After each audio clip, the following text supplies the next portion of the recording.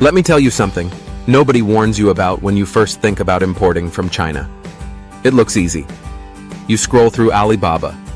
You see products that cost $2 and sell for $25 in your local market. You do quick math. Your brain starts calculating profit margins.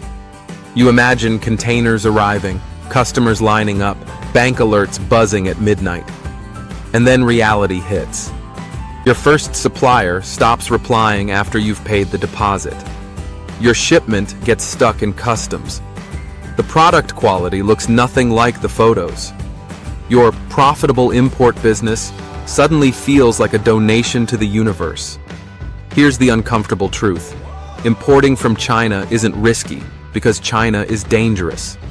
It's risky because most people walk into it blind. China is the world's factory. From electronics and fashion accessories to home gadgets and industrial machinery, global supply chains start there. The opportunity is massive. The margins can be life-changing, but only if you understand the rules behind the curtain. Most beginners focus on cheap prices. Professionals focus on structure, systems, leverage, and that's what we're unpacking today. But before we go deep into supplier verification, shipping tricks, quality control secrets, and negotiation psychology, quick request. If you love uncovering business strategies most people never talk about, the kind of insider playbooks that turn ordinary moves into serious profit, make sure you're plugged in.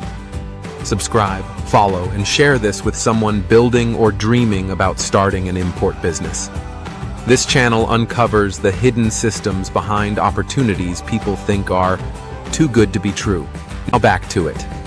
In this video, I'm breaking down real, field-tested tricks and tips for importing from China, how to find reliable suppliers, avoid shipping disasters, calculate true landed costs, protect your money, and scale without burning capital. Some of these strategies will save you thousands. One of them might save your entire business. And the biggest mistake most importers make? It happens before they even place their first order. Let's start there. Number 1. Stop chasing cheap. Start verifying suppliers properly. Here's the truth. The cheapest supplier is usually the most expensive mistake. When people search how to import from China, they immediately sort by lowest price. That's the first trap. China has legitimate manufacturers, trading companies, sourcing agents, and unfortunately, bad actors, all listing similar products with wildly different pricing. If you don't verify your supplier properly, you're gambling with your capital. Here's how I approach supplier verification. First, I request their business license and registration details. A legitimate Chinese factory can provide documentation. I compare the company name on their profile with their official registration.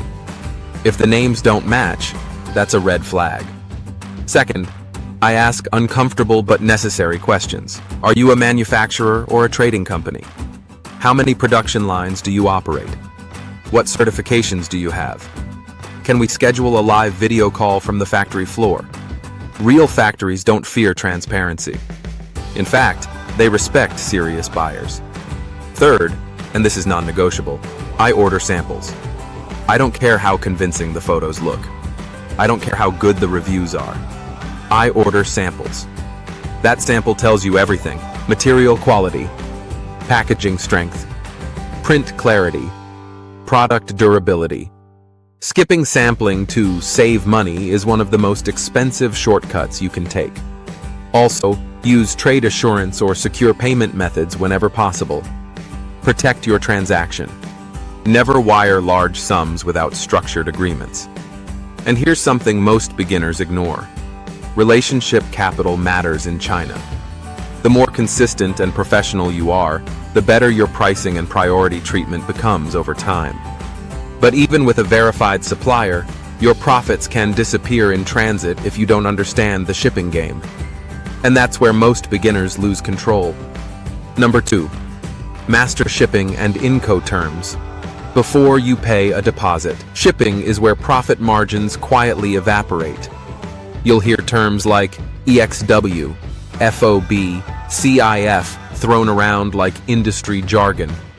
But these Incoterms determine who handles logistics, who carries risk, and who pays for what. EXW means you handle everything from the factory door. It sounds simple, but unless you have a strong freight partner, it's risky. FOB means the supplier delivers goods to the port and handles export clearance. For many beginners, this strikes a good balance between control and simplicity. CIF includes shipping to your destination port, but here's the hidden issue. Suppliers often mark up freight costs under CF. You lose visibility into real shipping expenses. That's why I work with an independent freight forwarder. A good freight forwarder handles documentation, customs clearance, port coordination, shipping optimization. Sea freight is usually cheaper for bulk goods. Air freight is faster but expensive. Your product size, urgency, and margins determine the right choice. And before placing any order, I calculate landed cost. Not just product price. Not just shipping.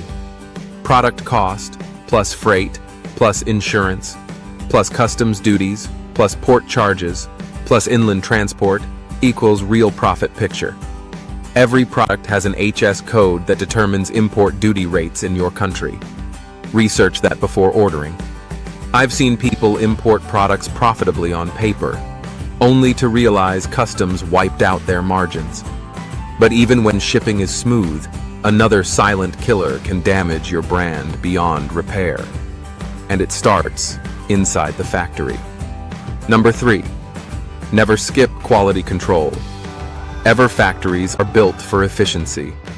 Unless you define quality standards clearly, they will optimize for speed and cost, not perfection. That's why professional importers invest in third-party inspections. Before shipment leaves China, inspection companies can visit the factory, randomly sample products, test functionality, verify packaging, and confirm quantity. That small inspection fee can prevent a financial disaster. I've seen wrong logos printed, incorrect colors produced, electrical products failing performance tests, packaging crushed before loading. Once goods ship, fixing issues becomes expensive and complicated. So I create a detailed product specification sheet, exact measurements, material types, color codes, logo placement dimensions, packaging instructions, performance requirements. Clarity reduces risk. Also, keep communication documented in writing. Every agreement should be recorded. Ambiguity creates disputes. Quality control isn't an optional expense. It's risk management. But let's say your product arrives perfectly. You can still lose money if you don't understand pricing leverage.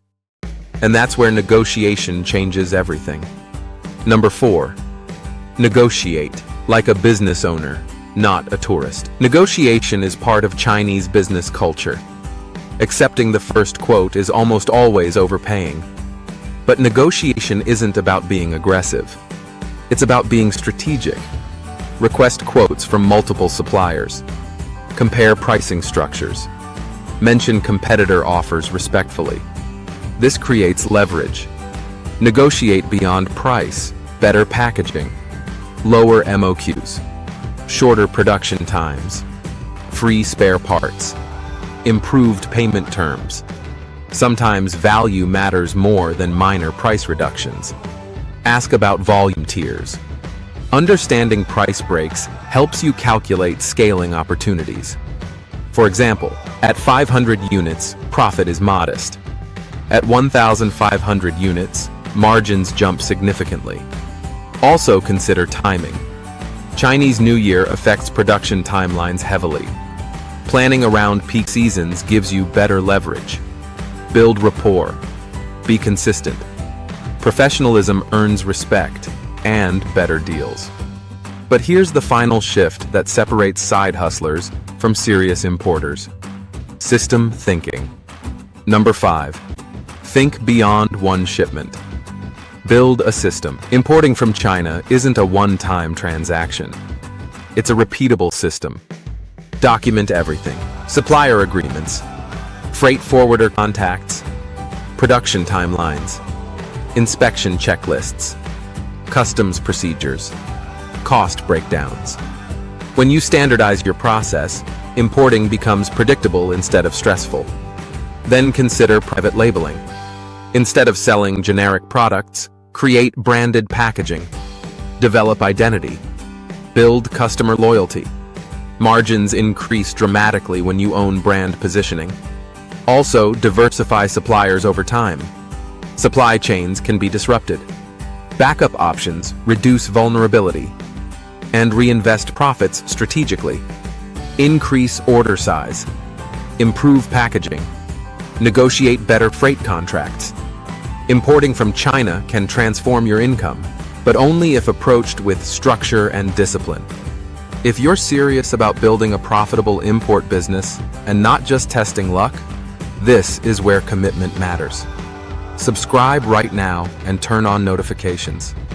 Because in upcoming videos, I'm breaking down how to calculate true landed cost step by step, how to avoid customs seizures, how to identify winning products before competitors, how to scale from small test orders to full containers. The next lesson builds directly on what you learned today. Don't miss it. Importing from China is not a shortcut. It's a strategy. Verify suppliers. Understand Incoterms. Control shipping. Inspect quality. Negotiate smartly. Build systems. Do that. You're no longer gambling. You're building leverage. If this helped you see the importing game differently, like the video, share it with someone planning to start an import business, and subscribe for deeper breakdowns that most beginners never learn. Because the difference between losing money and building wealth is knowing what others overlook. And now you do.